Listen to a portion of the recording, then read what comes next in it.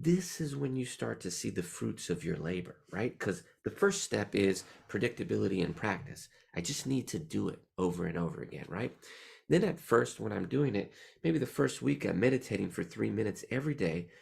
Maybe I see a difference in my mental well-being. Maybe I don't, right? It takes time. But when it takes time to see the fruits of your labor, it could be a day, it could be a week, it could be a month, it could be even longer, right? But after a certain amount of time, depending on what the goal is, you're going to start to see some what I like to call proficiency. That's the first step. So proficiency is like, okay, I'm getting the hang of this. It's not that hard for me to continue to do this practice, meaning we're starting to get successful in making it a habit, right? Because a habit is, and if any of you have read the book Atomic Habits, I highly recommend it.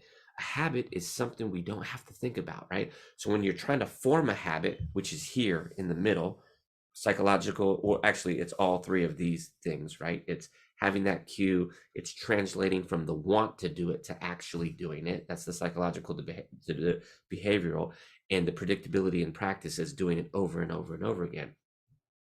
At first, it's formation of a habit, and when you're forming a habit, sometimes this is me and probably some of you at some point too. It's like you have this thought, you get the reminder, hey, it's 2:30 in the afternoon, it's time to meditate. I gotta meditate again. It's a chore, right? Sometimes it's a chore, sometimes it's not a chore. Sometimes you're like, I'm excited to do it, but if you're doing it every day, sometimes it's gonna feel like a chore, right? And you have to do a mental lift.